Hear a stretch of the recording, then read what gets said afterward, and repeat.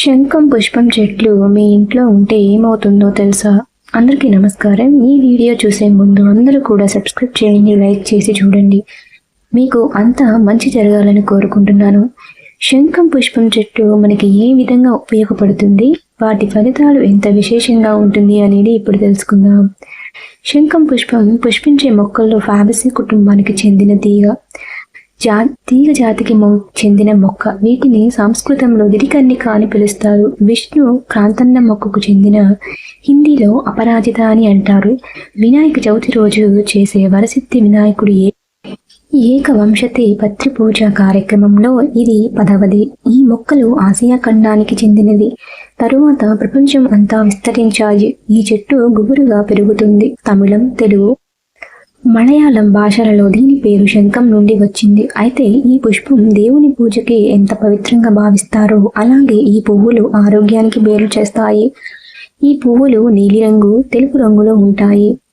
శంఖం పుష్పం మొక్కలని ఇంట్లో పెంచుకుంటే ఇంట్లో ఆర్థిక ఇబ్బంది తొలగిపోయి ఐశ్వర్యం కలుగుతుంది. శ్రీ మహాలక్ష్మీదేవికి, శనీశ్వరుడికి కూడా చాలా ఇష్టమైనటువంటి పువ్వులు.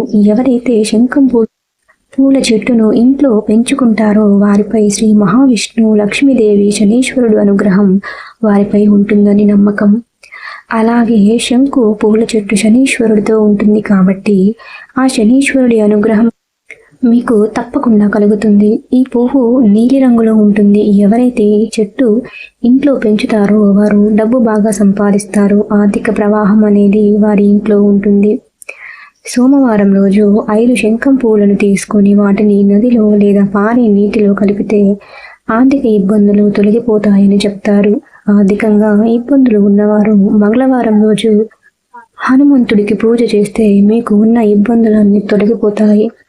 వ్యాపారంలో అభివృద్ధి సాధిస్తారు. అలాగే శంఖం పూలు అంటే శివయ్యకు కూడా చాలా ఇష్టం. డబ్బు సమస్యను అధిగమించడానికి ఈ శంఖం పూలు సోమవారం శివలింగానికి సమర్పించండి.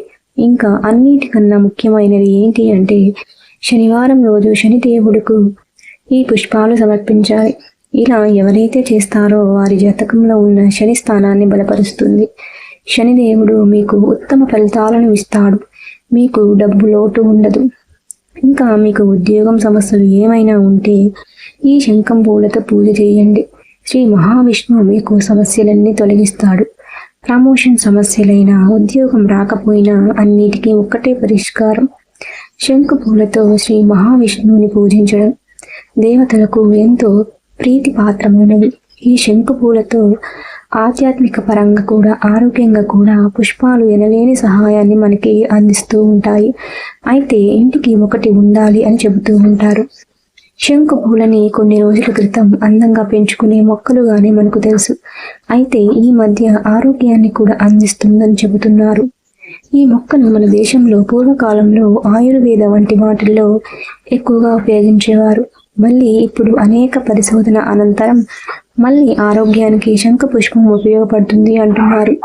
శంకు మొక్కను ఫుడ్ కలర్కి కానీ టీకి కానీ వాడడం వలన బాగా పాపులర్ అయింది అని చెప్పవచ్చు. శంకు పూలే కాకుండా వాటి ఆకులు, కాండం, కొమ్మలు కూడా ఆయుర్వేద వైద్యంలో ఉపయోగిస్తున్నారు.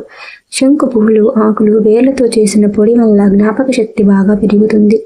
శంకు పూలలో ఉండే అర్గోనెలులిన్ అనే పదార్థం మెదడు మీద మతిమరుపు పనిచేసే విధానాన్ని తగ్గిస్తుంది.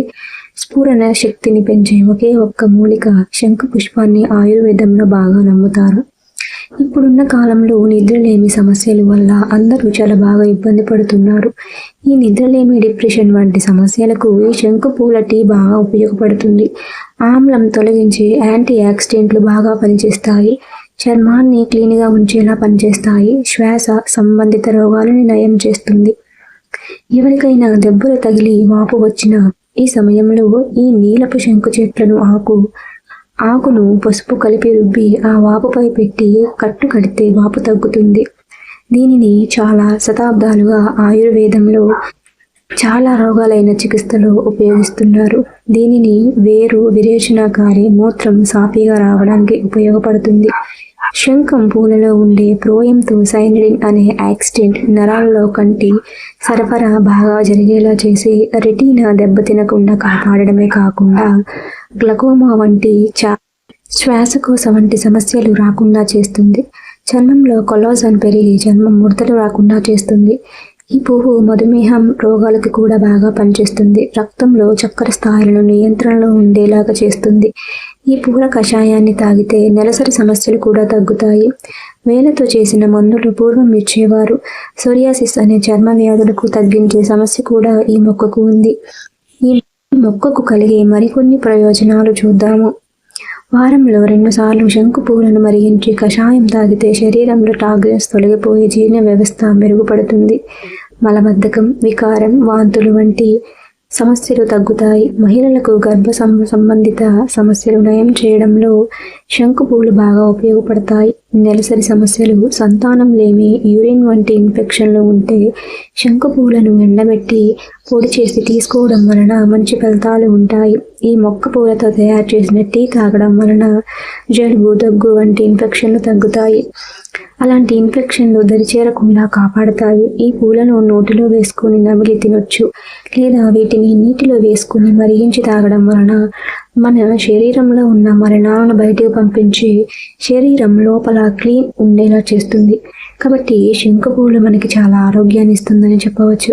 కాబట్టి ఈ మొక్క వల్ల ఆర్థిక సమస్యలు కూడా తగ్గుతాయి, ఇంకా ఐశ్వర్యం కలుగుతుంది, ఇంకా దీనివల్ల మనకి ఆరోగ్యం కూడా మేలు చేస్తుందని చెప్పవచ్చు.